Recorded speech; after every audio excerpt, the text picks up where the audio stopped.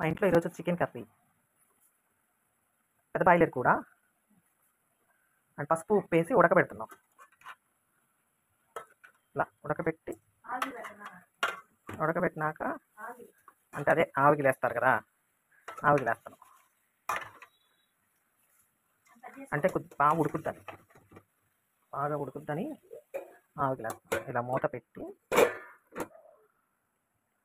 పెట్టేసినాక ఒక 10-15 నిమిషాలు ఉడకబెట్టాలి.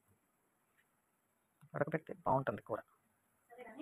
Chicken curry అండి, ఇందాక ఉడకబెట్టాం కదా, దానికి ఇది ఉల్లిపాయలు పచ్చిమిరపకాయలు నూనెలో వేపుకుంటున్నాము. తర్వాత అల్లం వెల్లుల్లిపాయల పేస్ట్ వేపుతుంది.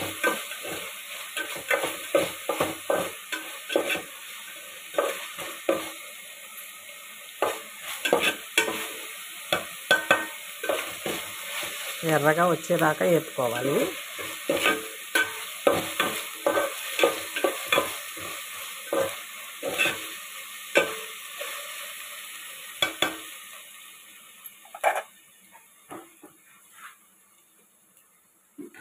కొద్దిగా ఉల్లిపాయలేమో పేస్ట్ చేసుకున్నాం. ఉల్లిపాయలు పచ్చిమిరపకాయలు టమాటాలు, ఒక ఉల్లిపాయ వచ్చేమో వేపాము, ఒక ఉల్లిపాయ వచ్చేమో పేస్ట్ చేసాం. ఆ పేస్ట్ కూడా ఇప్పుడు నూనెలో వేసి వేపుతుంది.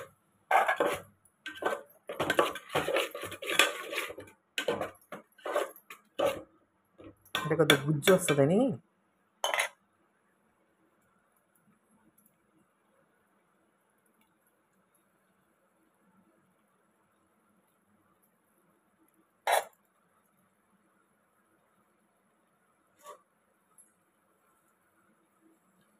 కొద్దిగా కరివేపాకు,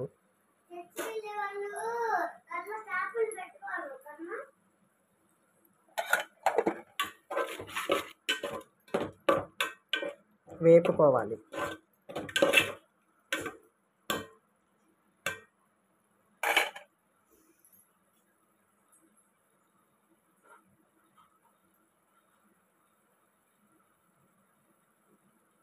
అటుపక్క పొయ్యి మీద అన్నం,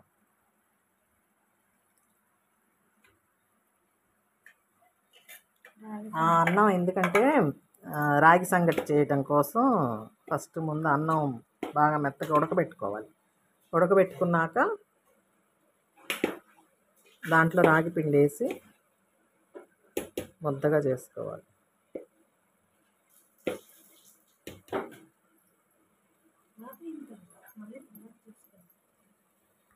చికెన్ ఉడికింది ఉంది కదా ఇందాక, ఆ చికెన్ వేసుకోవటం.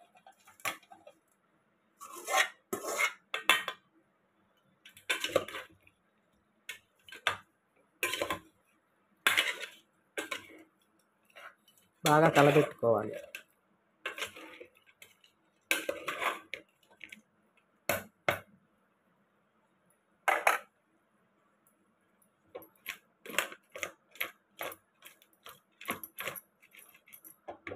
అన్ని ముక్కలకు అంతా పట్టిద్ది అనమాట.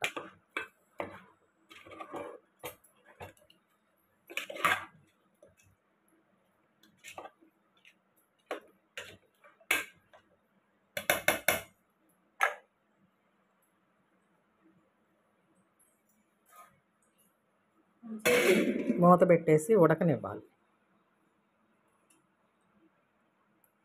అది రాగి సంగటి.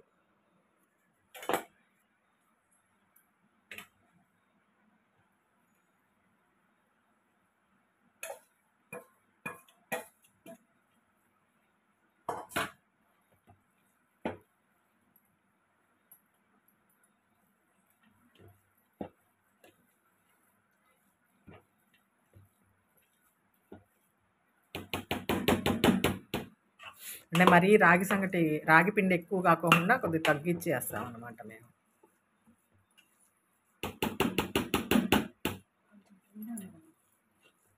దాంట్లో నీళ్ళు పోసుకెళ్ళిపో పిండి. ఆ చికెన్ కర్రీలోకి ఉల్లిపాయ పచ్చిమిరపకాయలు పేస్ట్, దాంట్లో టమాటా కూడా వేసి గ్రైండ్ చేసుకోవాలి. గ్రైండ్ చేసుకొని కూరలో వేసుకోవాలి.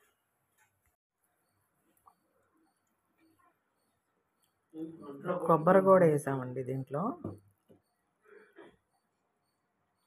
లాస్ట్లో కొంచెం సేపు ఉడికించుకుంటే ముక్కకు కూడా పట్టింది అన్నమాట. మసాలా మొత్తం సిమ్లో పెట్టి కొంతసేపు ఉడికియాలి. రాగి సంగట్లో వేసుకొని తింటాక బాగుంటుంది. పెద్ద బాయిలర్ కర్రీ అది రాగి సంగటి. అది కొద్దిగా ఉప్పు పట్టిద్దంట, అంటే ఉప్పు తక్కువ పడినట్టుంది. కొద్దిగా ఉప్పు వేస్తే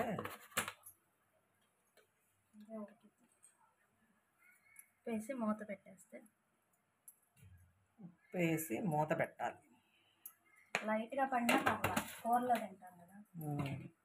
కూరలో ఉప్పు ఉంటుంది కదా, అందుకని లైట్గా.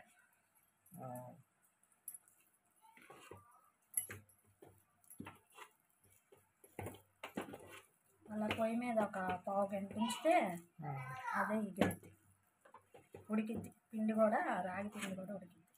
అన్నంలో కలిసి బాగా ఉడికిద్దంట. రాగి పిండి ముందు నీళ్ళల్లో వేసుకొని కలుపుకోవాలి. పౌడర్ వేయకూడదా? పౌడర్ వేయకూడదు. పౌడర్ వేస్తే కలపడం కష్టం. ముందు నీళ్ళల్లో రాగి పిండి పోసుకొని ఇంకా తిప్పుతా ఉండాలి. గోరువెచ్చని నీళ్ళల్లో పోసుకొని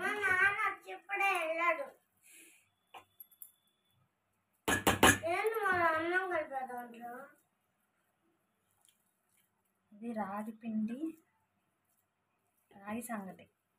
మొన్న నువ్వు డైరెక్ట్ రాగి సంగటి చేస్తే తినలేదు హర్ష. ఇలా చేయమన్నావుగా నువ్వే, అన్నంతో పాటు. నాన్న చేయమన్నాడు.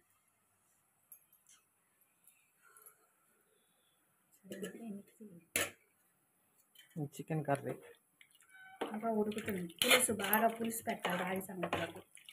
ఇంకా మసాలా వేస్తే ఆయిల్లో పెట్టి ఇప్పుడు సిమ్లో పెట్టాను. బాగా ఉడకనివ్వాలి. రాగి సంగటి అది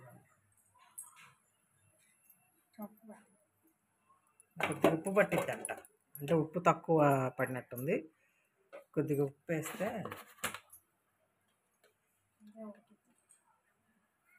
వేసి మూత పెట్టేస్తే, ఉప్పు వేసి మూత పెట్టాలి.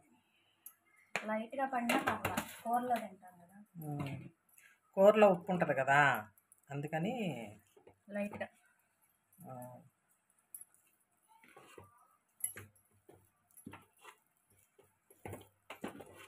అలా పొయ్యి మీద ఒక పావు గంట ఉంచితే అదే ఎగిరిద్ది, ఉడికిద్ది. పిండి కూడా రాగి పిండి కూడా ఉడికిద్ది. అన్నంలో కలిసి బాగా ఉడికిద్దంట. రాగి పిండి ముందు నీళ్ళల్లో వేసుకొని కలుపుకోవాలి. పౌడర్ వేయకూడదా? పౌడర్ వేయకూడదు. పౌడర్ వేస్తే కలపడం కష్టం. ముందు నీళ్ళల్లో రాగి పిండి పోసుకొని ఇంకా తిప్పుతా ఉండాలి. గోరువెచ్చని నీళ్ళల్లో పోసుకొని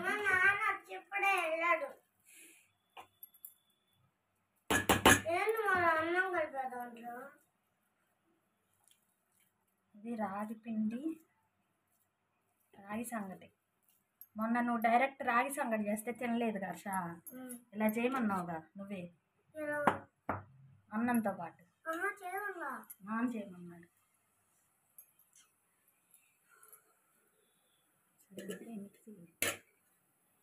చికెన్ కర్రీ ఇంకా ఉడుకుతుంది. పులుసు బాగా పులుసు పెట్టాలి రాగి సంగటిలోకి.